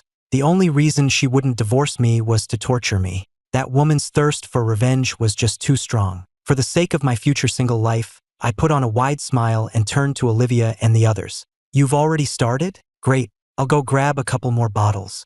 No one's going home sober tonight." The three of them stared, baffled, as I cheerfully went to the wine cabinet. Olivia looked completely confused. Did Chloe just take her husband to go pick up her love rival? Sophia smirked. Maybe she's decided she wants to have her cake and eat it too. By the time Chloe and Liam came to the table, I had returned with 2 more bottles of dessert wine. I took a seat at the far end, leaving 2 empty chairs side by side for them. Chloe sat down, and Liam took the seat next to her, greeting her friends a little awkwardly. Olivia said politely, "We've heard so much about you, Mr. Carter. It's an honor to finally meet you." I immediately jumped in. "Well then, you should at least offer him a toast." Chloe shot me a look, her expression unreadable. Everyone else turned to stare at me too. I looked back at them with an expression of pure innocence. Did I say something wrong? Shouldn't she toast him? Olivia smiled and raised her glass. "To the famous Mr. Carter." It was Liam's first time meeting Chloe's friends, so he couldn't refuse. He politely touched his glass to hers and took a sip. I immediately grabbed the bottle and jumped up with an enthusiastic smile to refill his glass. Liam quickly waved his hand. Ethan, no, it's fine. I can get it myself. I just smiled and topped off his glass. You're Chloe's honored guest. I couldn't possibly let you serve yourself. Chloe toyed with her wine glass, giving me a cool, unreadable glance. Her friends were completely baffled but trying their best to follow along. After pouring the wine, I turned to Isabella, who was sitting next to Olivia. Aren't you going to toast our famous guest? Isabella just smirked, raised her glass and said, I would never be so rude. As Isabella went to toast Liam, Chloe shot her a cold look.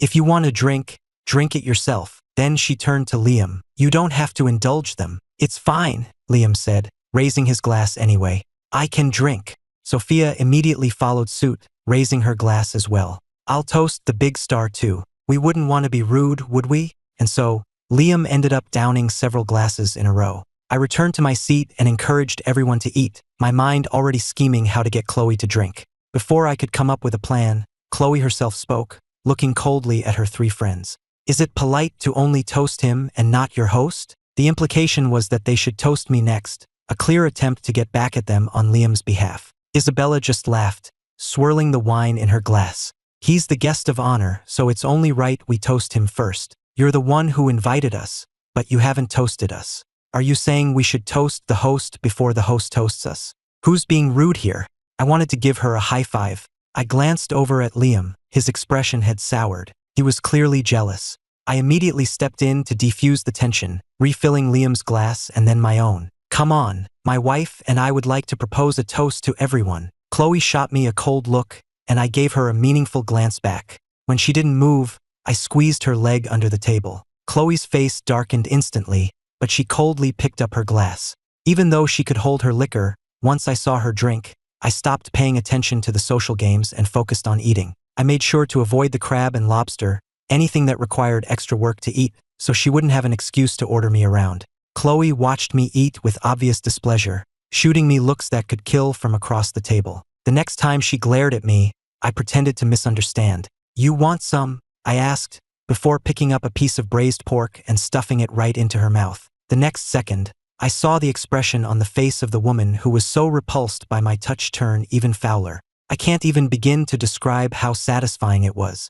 I glanced over at Liam and saw him down another glass of wine. After dinner, Olivia and the others wanted to stay for karaoke, but Chloe unceremoniously kicked them out. I wanted to escape too. I glanced at my phone and made an excuse. My mom just texted, says there's an emergency at home. I should call and see what's going on. I pretended to be on the phone as I headed for the door, leaving the living room to Chloe and Liam. But before I could make my escape, I heard Chloe's cold warning. You have 5 minutes. If I don't see you in 5 minutes, this will be the last good day you ever have. I gritted my teeth in frustration. Why wasn't she paying attention to her man? Why was she so obsessed with me?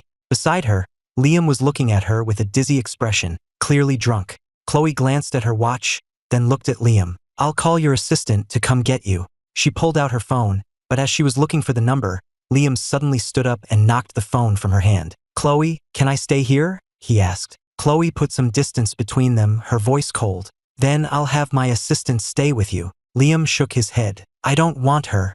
I want you. Chloe's elegant brows furrowed even more deeply. Liam reached out and grabbed the fabric of her dress at her waist. Have you started to fall for Ethan? If you fall for him, what am I supposed to do? I've waited for you for so many years. Outside, I took a call from the director of the talent agency.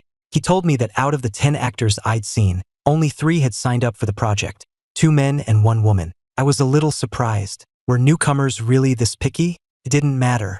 I had approached them first because they were our own talent, and I wanted to give them the first shot at a breakout role. I got the contact information for the 3 who were interested and turned back to peek inside. I saw that the 2 of them were now in close physical contact. At that distance, with Liam still clutching her dress, what else could they be doing besides kissing? Was he about to carry her to the bedroom? Alcohol really was a wonderful thing. A smile spread across my face. It was just a shame I was too far away to hear anything. I was watching with great interest when Chloe suddenly whipped her head around and looked right at me, startling me. Have you had your fill of watching? Then get over here. I was speechless. Did she have eyes in the back of her head? What could she possibly want me for? I walked over reluctantly. Chloe's face was blank. The phone. I gritted my teeth, forced a smile, and picked up her phone from the floor. The next second, she shoved the drunken Liam into my arms. Ethan Grant, he's sleeping with you tonight. Her words hit me like a bolt of lightning. You want him to sleep with me? Aren't you afraid I'll murder him in his sleep? Chloe turned and walked upstairs without a backward glance. If he dies, you'll die with him. I gritted my teeth as I watched her go. Why don't you let him sleep with you? That way, all three of us can live to see another day. Only then did she stop and turn to look back at me, her eyes sharp enough to tear me to shreds. I was genuinely confused for a second. I was being so generous, letting them sleep together. Shouldn't she be happy? Chloe slammed her bedroom door shut. I had no choice but to haul Liam back to my own room. He clung to me, not letting go, clearly mistaking me for Chloe. Chloe, he murmured, I love you. I recorded his drunken confession and sent it to Chloe, hoping to add more fuel to their romantic fire. It backfired spectacularly.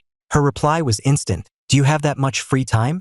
Have you written today's Facebook essay yet? I see you're quite good at complimenting women. 500 words on that topic should be no problem for you. I gritted my teeth and copied a template for praising a woman's beauty from some romance novel, then added some extra cringy lines about craving her body just to disgust her. Your face is a masterpiece sculpted by angels, so perfect it makes the heavens weep with jealousy. The Pacific Ocean is just a puddle compared to the drool I've shed for you. Can you please stop stealing my very soul? I sent the message and angrily shut off my phone, only to see Liam's fair, delicate face leaning in towards mine. I glanced at him and had to admit, he really was a star for a reason. His face was prettier than most women's, his skin so flawless and dewy it looked unreal. Liam murmured, his eyes hazy as he looked at me. I've loved you since the first moment I saw you. I really, really love you. With that, he puckered his lips and leaned in for a kiss. Whoa, whoa, whoa. Liam, what are you doing? Just as I was trying to fend him off, the door to Chloe's room opened, and she stepped out onto the landing. Ethan, what did you just? She froze mid-sentence, staring down at us. I was out the door first thing the next morning. There was still a year before the all-out business war between Sterling Industries and Grant Corporation described in the novel. In that time, I had to make our company strong enough to withstand the attack. I decided to start with the media division, and my first move would be to sign the popular young actress, Maya Reed. In a private room at an elegant tea house, I reviewed the contract proposal for Maya Reed that the agency director had given me. I remembered her story from the novel. She was a former child star, a constant presence on the big screen from a young age. But behind that sunny, smiling facade was a pair of parasitic parents. They had crushed her dreams, turning her into a money-making machine with no regard for her feelings, which led to a long battle with depression. The final straw was when they forced her to entertain a powerful industry mogul, after which she took her own life. Reading her story, I felt like she was a reflection of my own past life, and I had cried for her. I had called and arranged a meeting with her mother for that morning. An hour later, Maya's mother, Diana Reed, finally arrived. When Diana Reed saw it was me, a look of instant disdain crossed her face. She was clearly thinking, why is it the Grant family's useless, good-for-nothing heir who bought his way into a marriage? Where is Director Miller? She asked. I gave her a cold look. Thinking of everything she had put her daughter through, I didn't bother with pleasantries and tossed the contract on the table in front of her. Director Miller was busy. He sent me to talk to you. Diana Reed let out a short, derisive laugh. You? What do you know about this business? Despite her words, she picked up the contract. Her daughter's latest movie was poised to be a huge hit, and this was the perfect time to leverage that into a more lucrative deal. When she saw it wasn't a script offer but an exclusive agency contract, she tossed it back on the table and looked at me like I was an idiot. Mr. Grant, did you bring the wrong file? Director Miller said on the phone that you had a new project for us. I leaned back on the sofa and looked at her calmly. Let me be frank. We're not here to offer a role. We want to sign Maya. Diana immediately grabbed her purse and stood up. Then I'm afraid you're going to be disappointed. I calmly dropped the bomb. Your daughter has severe clinical depression. I continued in a slow, deliberate tone. Hollywood is full of actresses. Your daughter is just starting to make a name for herself. If this little secret were to get out, do you think any studio would be willing to risk insuring her for a major film? Diana's face went white. She turned to stare at me. How do you know that? I rested my arm on the back of the sofa and looked at her coolly. I know because I've seen how her story ends. And I know a lot more than that. For example, I know that you and your husband are gambling addicts, and whenever you're out of money, you force your daughter to take jobs, even to entertain clients, with no regard for her mental health. If all of that were to leak online, what do you think her adoring fans would do? That 1,000-word suicide note with its itemized list of abuses was now my leverage against her. I watched her calmly as her composure crumbled, her legs seeming to give way beneath her. Did Maya tell you this?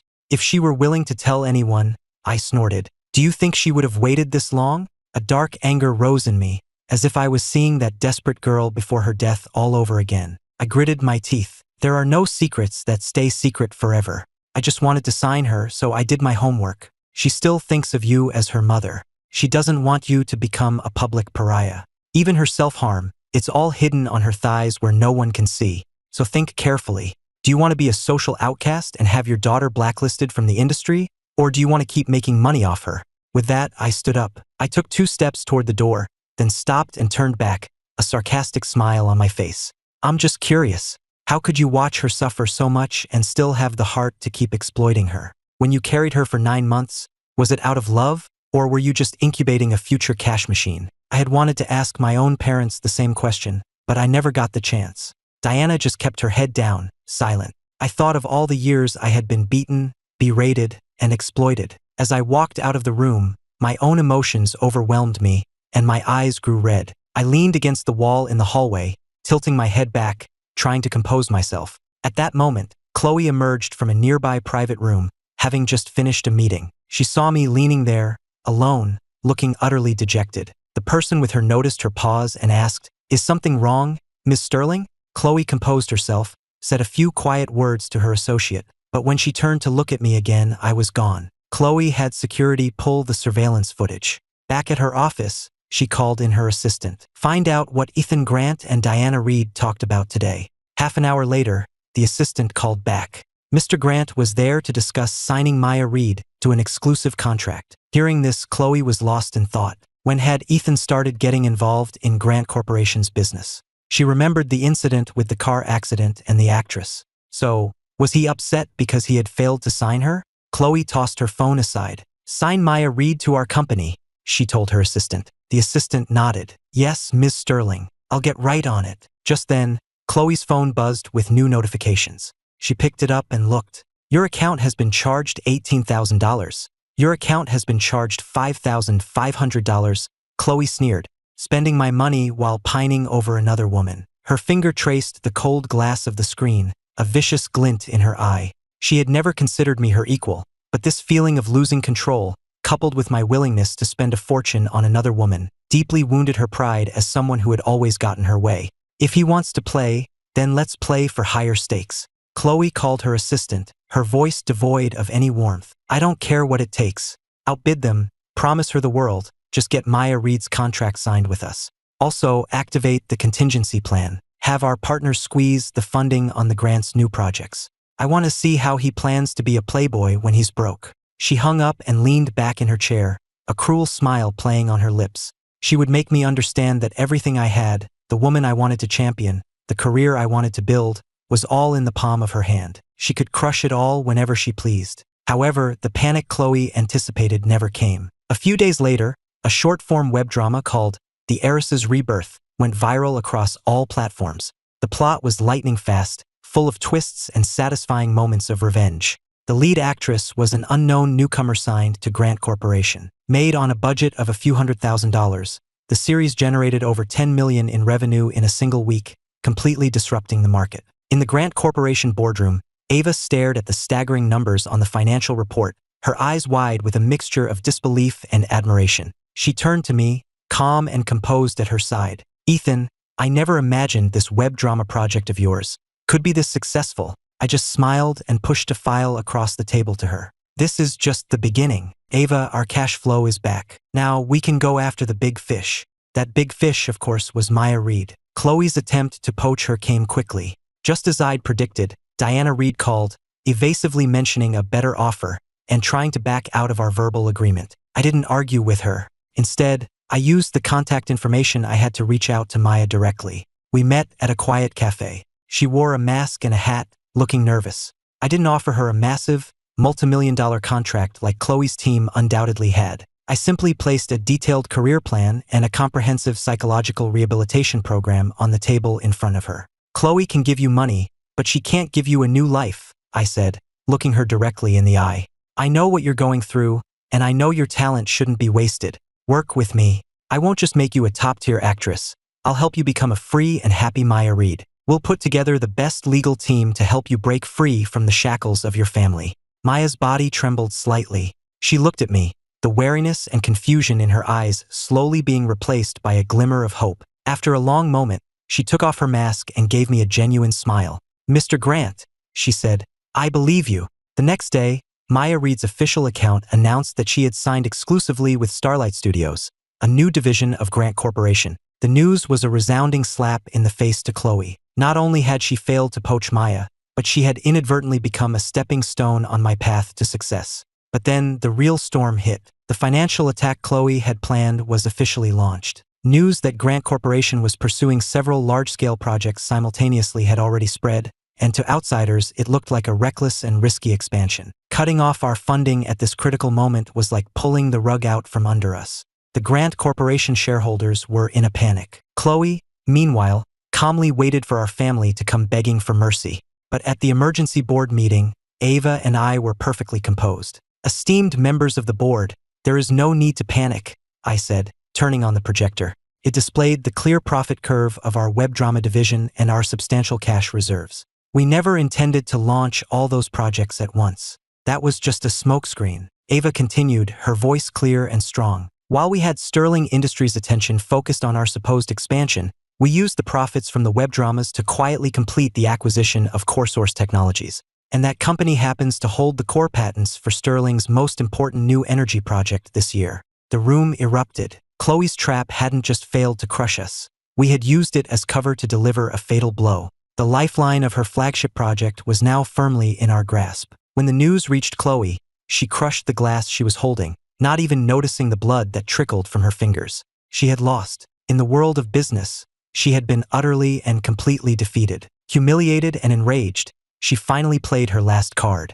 My phone lit up with the video files she had sent, the evidence of the original Ethan's crimes that could ruin me. The accompanying text was cold and vicious. "Ethan Grant, terminate the acquisition of CoreSource, transfer Maya Reed's contract to me, and then come crawling back to apologize. Otherwise, these videos will be on everyone's phone by tomorrow morning." I looked at the message, my heart completely calm. I had been waiting for this day. I arranged to meet Chloe in her office. She assumed I was there to surrender, and her face wore the arrogant smirk of a victor. "Have you made your decision?" she asked. I didn't answer, merely gesturing to Ava, who was standing behind me. Ava placed a folder on the desk and slid it in front of Chloe. "Ms. Sterling, before you decide to burn everything to the ground, you might want to look at these." Chloe opened the folder, confused, and her face instantly went white. Inside were detailed depositions from the other individuals involved in the incidents from the videos. They all testified that the original Ethan's mental state at the time was extremely unstable, and that he had been maliciously provoked. More importantly, the folder also contained a professional analysis from a top psychiatrist, diagnosing the original Ethan with paranoid behaviors resulting from long-term psychological and emotional abuse. Ava's voice was calm and sharp. "This evidence is sufficient to prove that Ethan's actions were pathological in nature, which would earn him maximum legal sympathy. But you, Ms. Sterling, knowing his unstable mental state, subjected him to prolonged emotional abuse, held these videos for 2 years, and are now using them for commercial extortion. Your actions constitute a serious felony. If we go to the police, who do you think will be the first to fall?" Chloe swayed on her feet. She stared at me in disbelief. The man who had once been her obedient puppet, completely at her mercy, had become this strange and terrifying figure who was always one step ahead of her. Her blackmail attempt had become a joke. Just as she was reeling from the shock, her phone rang. It was Liam. He had seen the news about the CoreSource acquisition and had heard whispers in the industry about Chloe's tactics. His voice on the phone was filled with a disappointment and distance she had never heard before.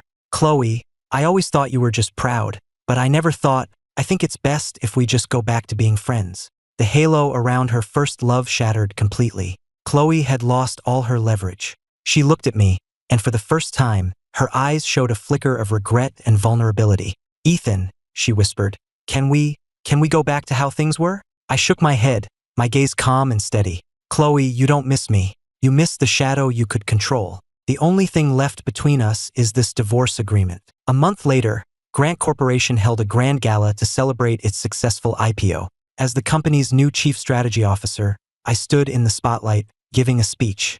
After thanking my parents and my team, my gaze finally settled on Ava, who was watching me from the audience with a smile. Finally, there's one more person I need to thank. I stepped down from the stage and, under the watchful eyes of everyone in the room, walked directly to her and took her hand. When I was at my lowest point, she believed in me without question. When I was drawing up the blueprints for our future, she was the one who filled in all the details. She is my most trusted partner, and the person I want to protect most in this world.